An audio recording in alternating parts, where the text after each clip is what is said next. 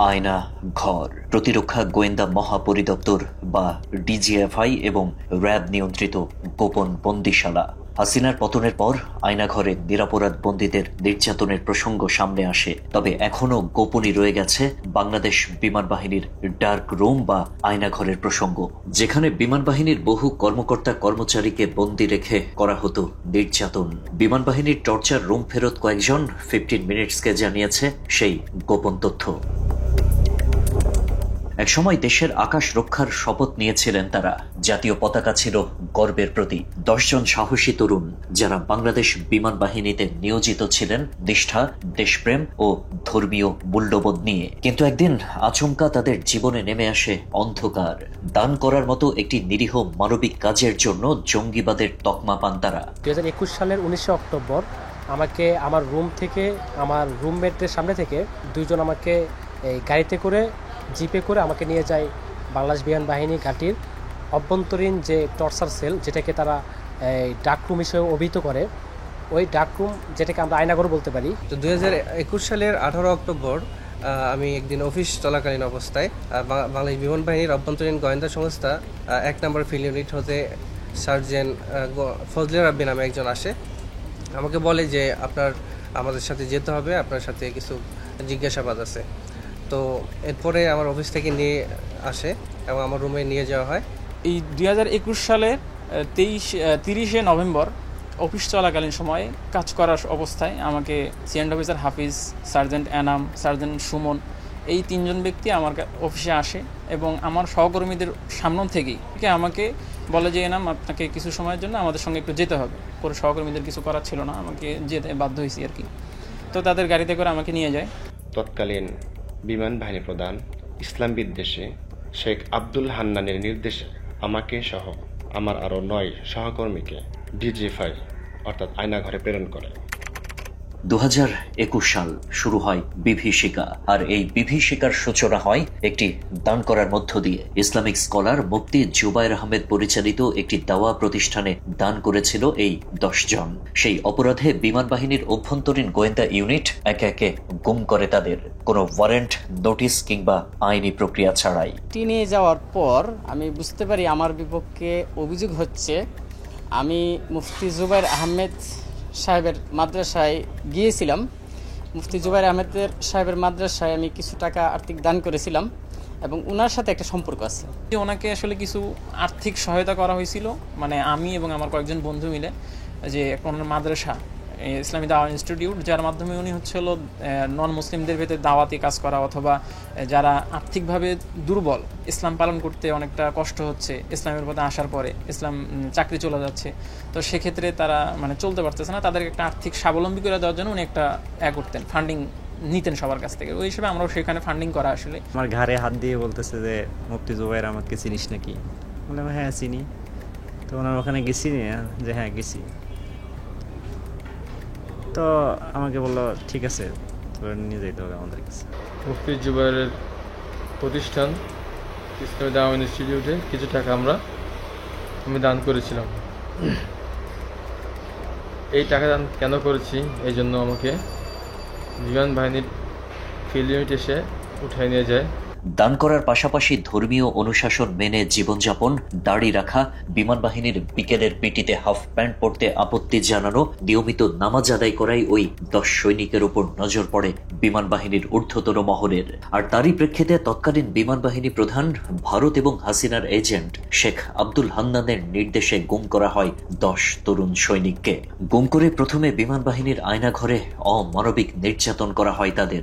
এরপর ডিজিএফআই নিয়ন্ত্রিত আয়নাঘরে স্থানান্তর করে মাসের পর মাস নির্যাতন করা হয় 10 সৈনিককে। আমাদেরকে এই ইলেকট্রিক চেয়ারে আমাকে 4টা দিন বসানো হয়।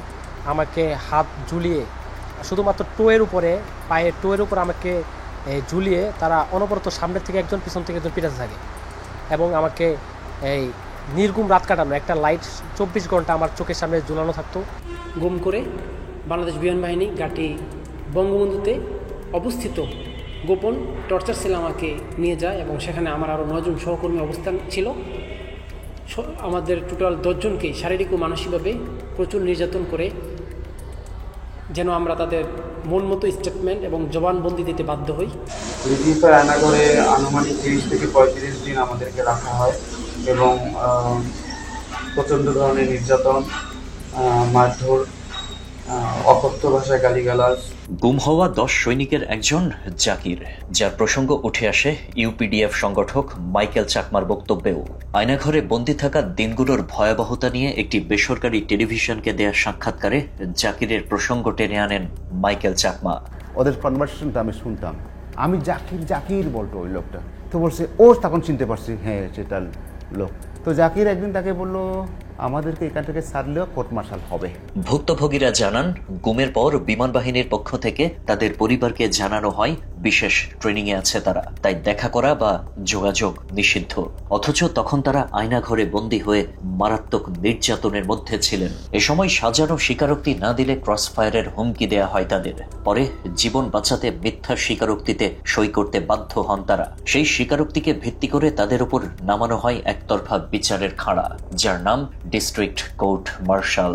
একসাথে দুইজন পিটাইতো একসাথে তাদের স্বীকারোক্তি দেওয়ার জন্য যে আমরা মুফতি জুবায়ের আহমেদের সাথে যৌক্তিক কার্যক্রমে সহযোগিতা করছি এই বিষয়ে। ক্রসফায়ার দেওয়ার ভয় দেখাইতো, বলতো যে তোরা কখনোই বেরোতে পারবে না স্বীকারোক্তি না দেওয়া পর্যন্ত।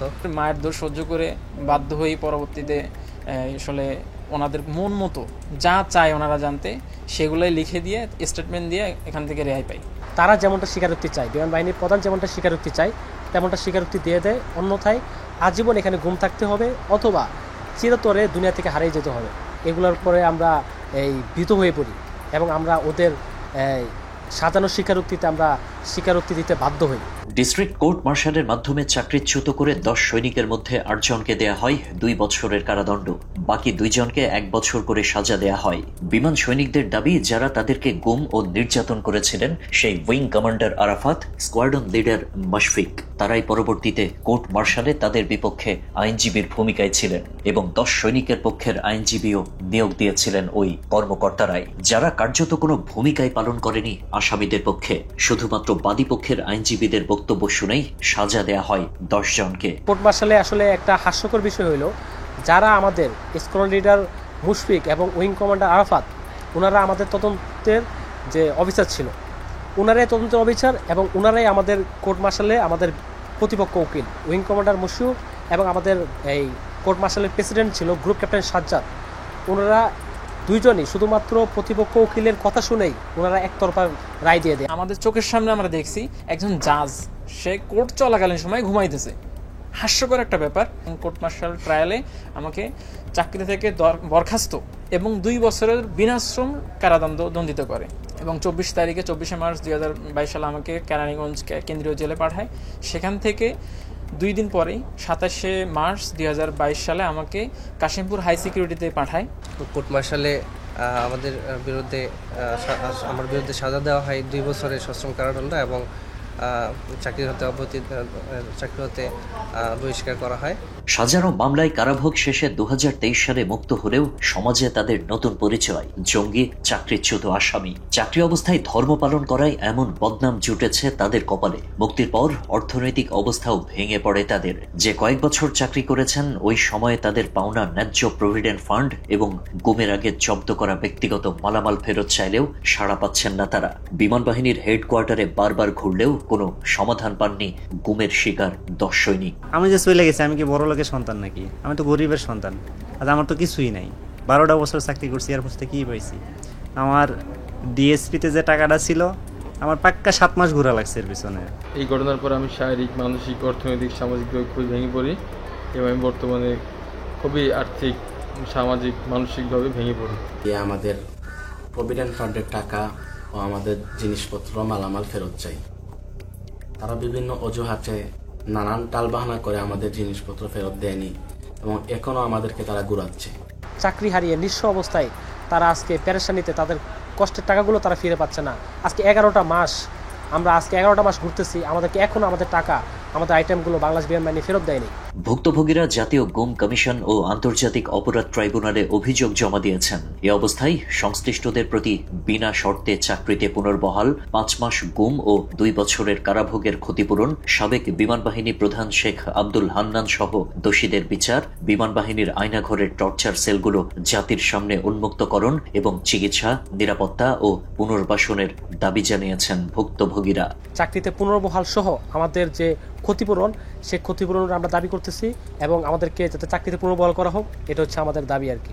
এখানে পাঠাইছে বিমান বাহিনী প্রধান, তৎকালীন বিমান বাহিনী প্রধান ছিল শেখ আব্দুল হান্নান। আমি চাই তদন্ত সাপেক্ষে এই যে ফ্যাসিস্ট সরকারের এই দোসর, স্বৈরাচারের দোসর, ভারতীয় দালাল, এই দালালের বিচার হোক, দৃষ্টান্তমূলক শাস্তি হোক। পাশাপাশি আমার বিষয়টাকে পুনঃতদন্ত করে আমাকে ক্ষতিপূরণ সহ চাকরিতে পুনর্বহাল করা হোক। ডক্টর ইয়ানুস স্যারের কাছে আবেদন জানাচ্ছি, তিনি যেন আমাদের বিষয়টা নতুন করে অনুমোদন করে সুষ্ঠু বিচার এবং তদন্ত করেন এবং আমাদের চাকরি পুনর্বহাল সহ আমাদের গুম এবং আমাদের জেল জুলুমের যে ক্ষতিপূরণ, এই ক্ষতিপূরণের দাবি জানাচ্ছি। অন্যদিকে যেই জুবায়ের আহমেদের দাওয়া প্রতিষ্ঠানে দানের জন্য রোশানরে পড়ে গুম হন 10 সৈনিক, সে মুফতি জুবায়ের আহমেদকেও রাষ্ট্রদ্রোহ বা জঙ্গিবাদের কোনো অভিযোগে অভিযুক্ত করা যায়নি। ফ্যাসিস্ট হাসিনার আমলেই আদালত অভিযোগ থেকে মুক্তি দেয় মুফতি জুবায়েরকে, অথচ তাকে কেন্দ্র করে সাজানো মামলায় সাজা খাটা এই 10 জন এখনো শাস্তিপ্রাপ্ত চাকরিচ্যুত। তাদের দাবি, যার সঙ্গে সম্পর্ক ধরে তাদের বিরুদ্ধে অভিযোগ, সেই যখন নির্দোষ প্রমাণিত, তাহলে তারা কিভাবে অপরাধী থাকেন? উনি এবং ওনার প্রতিষ্ঠানের বিরুদ্ধে রাষ্ট্রদ্রোহী কোনো অভিযোগ না পেয়ে তাকে মামলা থেকে অব্যাহতি দেওয়া হয়। তো এখন প্রশ্ন হতে পারে, যার মাধ্যমে আমাদেরকে অভিযুক্ত করা হলো, উনি যখন মামলা থেকে খালাস পেয়েছে, অব্যাহতি পেয়েছে, তাহলে আমরাই বা দোষী হলাম কিভাবে? আমরা আসলে যে অপরাধী ছিলাম না, এটাই তার প্রমাণ করে যে মুফতি জুবায়ের আহমেদ ফ্যাসিস্ট সরকারের আমলেই তার মামলা হতে অব্যাহতি পায়। মুফতি জুবায়ের আহমেদ হাফিজউল্লাহর এজেন্ট হিসেবে আমাদেরকে সাব্যস্ত করে তার সাথে আমাদেরকে শাস্তির আওতায় নিয়ে আসে। কিন্তু মাত্র 6 মাসের ব্যবধানে মুফতি জুবায়ের আহমেদ হাফিজউল্লাহ সম্পূর্ণ নির্দোষ প্রমাণিত হয়ে সম্পূর্ণ খালাস হয়ে তিনি বাড়িতে ফিরে যান। বিমান বাহিনীর এই আয়নাঘর সৃষ্টির অন্যতম কারিগর শেখ আব্দুল হান্নান। শেখ হাসিনা তার আমলে সরকারের বিভিন্ন বাহিনীতে নিজস্ব লোক বসিয়ে ক্ষমতা কুক্ষিগত করার পাঁয়তারা করেছে। হাসিনার নিজস্ব লোকেদের মধ্যে অন্যতম আব্দুল হান্নান। বিমান বাহিনীর প্রধান হওয়ার মতো কোনো যোগ্যতা না থাকলেও হাসিনার নির্দেশ আর ভারতের ইশারায় হান্নানকে বসানো হয় ওই পদে। সচরাচর বিমান বাহিনীর প্রধান হয় কিন্তু ফাইটার এয়ারক্রাফটের যে পাইলট থাকে ওনাদের মধ্য থেকে, বাট উনি ইজ দ্য ফার্স্ট ওয়ান যিনি কিনা যে হেলিকপ্টার থেকে বিমান বাহিনীর প্রধান হিসেবে নিযুক্ত হয়েছেন। শুধুমাত্র উনি যখন বাংলাদেশ বিমান বাহিনী ঘাঁটি মতিউরে ইসলাম বিদ্বেষী অ্যাক্টিভিটিসগুলো এবং হচ্ছে কি সেখানে শেখ মুজিবের এই মূর্তি, মোরাল এবং বিভিন্ন মূর্তি স্থাপন করেছে ইসলামের জন্য, উনি ইসলাম বিদ্বেষী অ্যাক্টিভিটিস, এবং আমাদের কাছে মনে হচ্ছে উনি রয়ের একজন দালাল। এবং এইগুলা প্রাক্তন যে প্রধানমন্ত্রী ছিল ফ্যাসিস্টের কাছে উপস্থাপনা করার পরে ওনাকে বিমান বাহিনীর প্রধান এই চেয়ারে ওনার থেকেও সিনিয়র এবং যুক্ত ব্যক্তি থাকা সত্ত্বেও ওনাকে বিমান বাহিনী প্রদান করা হয়। বিমান বাহিনীর পদে বসে নিজের ইসলাম বিদ্বেষী মনোভাবের প্রমাণ একের পর এক দিয়ে গেছেন হান্নান। ইসলামিক আদর্শিত বিমান কর্মকর্তা কর্মচারীদের জন্য অলিখিত বিভিন্ন নিয়ম করেন তিনি। তারই ধারাবাহিকতায় চাকরিতে ডিউটিরত অবস্থায় নামাজ নিষিদ্ধ করেন হান্নান। একইভাবে কোনো কর্মকর্তা কর্মচারীর চাকরির মেয়াদ 15 বছর না হলে নবীজির সুন্নত মেনে দাড়ি রাখতেও বাধা দেয়া হতো। এমনকি অনেককেই গুম অবস্থায় অন্তর্বাস পরেই নামাজ আদায়ে বাধ্য করা হতো ইসলাম বিদ্বেষী হান্নানের নির্দেশে। অথচ আইন অনুযায়ী ধর্ম পালনে কোনো নিষেধ নেই বিমান বাহিনীতে। পাশের রুমে সেখানে ছিল কর্পোরাল রঞ্জু, যিনি এখনো বিমান বাহিনীতে কর্মরত আছে। ওনাকে অন্তর্বাস পরিয়ে হাত পা বেঁধে মুখে পানি থেরাপি দিচ্ছে এবং সারা রাত ওনাকে মারধর করতেছে। ওনাকে রাত 1টা-2টা পর্যন্ত প্রতিদিন খুব মারধর করা হতো এবং অন্তর্বাস পরিয়ে তাকে নামাজ পড়তে দেওয়া হতো অজু ছাড়া। এএফও রুলস হচ্ছে যে একটা ব্যক্তি চাইলেই দাঁড়িয়ে রাখতে পারবে তার এই অনুমতি সাপেক্ষে 4 ইঞ্চি পর্যন্ত। কিন্তু সে এটাকে বুড়ো আঙ্গুল দেখায়, এয়ারফোর্স রুলসকে সে বুড়ো আঙ্গুল দেখে অলিখিত একটা নিয়ম করে যে 15 বছর চাকরি যাদের হয়নি তাদেরকে আমি দাঁড়িয়ে রাখতেই দেবো না। এবং পরবর্তীতে সে নিয়ম করছে যে বয়স, ব্যক্তিগত বয়স 40 বছর হতে হবে এবং সার্ভিস ইয়ার অনেক সময় দেখা গেছে যে 40 বছর বয়স হওয়া, কারো বয়স 25 হয়ে যায়। একটা অঘোষিত নিয়ম ছিল অফিস চলাকালীন নামাজ পড়া যাবে না। এছাড়া হিন্দু ধর্মীয় উগ্রবাদী সংগঠন ইসকনের বহু কর্মী বিমান বাহিনীতে প্রকাশ্যে কার্যক্রম চালাতো হান্নানের ইশারায়। ভারত, ইসকন এবং হান্নানের কারণেই মুসলিম ধর্মাবলম্বীদের বাধার মুখে পড়তে হতো বলেও অভিযোগ রয়েছে। তো আমি সেটা কি করতাম, যারা এই অমুসলিম ছিল ওদেরকে বলতাম যে হ্যাঁ ইসলাম সঠিক ধর্ম, কোরআন থেকে তাদের দুইটা কথা বলতাম। তো এটাই ছিল ওদের রোশানলে পড়ে গেছিলাম। যারা ইসকন ছিল তারা কী করতো, আমাকে আমার যে অ্যান্টিভিলো ছিল সমীর, সে এসে আমাকে একদিন বলে যে জাকির ভাই আপনি কাইন্ডলি জুনিয়র সবাইকে দাওয়াত দিবেন, মুসলমান সমস্যা নাই, কিন্তু হিন্দুদের কাউকে দাওয়াত দেন না। তো আমি তখন কিছুটা আজ করতে পারি। পরবর্তীতে ও বলার কিছুদিন পরে জুবাইর হুজুর, যিনি অমুসলিমদের দাওয়াত দেয়, উনি গ্রেফতার হয়, ঠিক আছে। এবং জুবাইর হুজুরের যে ছিল ওনাকে গ্রেপ্তার করে কালিম সিদ্দিকে, আমরা সবাই জানি, ভারত থেকে ওনাকে গ্রেপ্তার করা হয়। এবং এই মোদি আসবে তখন, এরপর জুবাইর হুজুরকে গ্রেপ্তার করা হয়, পরবর্তীতে আমাদেরকে গ্রেপ্তার করা হয় এই রোশানলে। প্রকাশ্যে রুমে তারা মিটিং করে এবং তারা তাদের অনেক ফেসবুকের অনেক প্রোফাইল আছে, যারা অ্যাক্টিভ পারসন, তারা ফেসবুকে ইসকনের ছবি দিচ্ছে, করতেছে।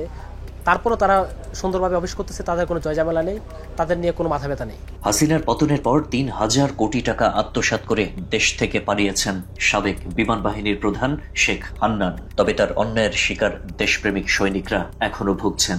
নতুন বাংলাদেশে সবার ন্যায্যতা পাওয়ার অধিকার রয়েছে, তাই ন্যায় বিচার পাওয়ার অপেক্ষায় রয়েছেন হান্নানের রোশানলের শিকার 10 ধার্মিক বিমান সৈনিক। একটি রাষ্ট্র যদি তার সৎ, বিশ্বাসী ও দেশপ্রেমিক বিমান সৈনিকদের স্রেফ দাড়ি রাখা বা দান করার কারণে সন্ত্রাসী আখ্যা দেয়, তবে প্রশ্ন ওঠে সেই রাষ্ট্র কার?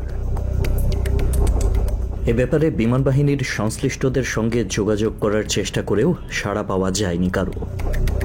আল্লাহ হাফেজ।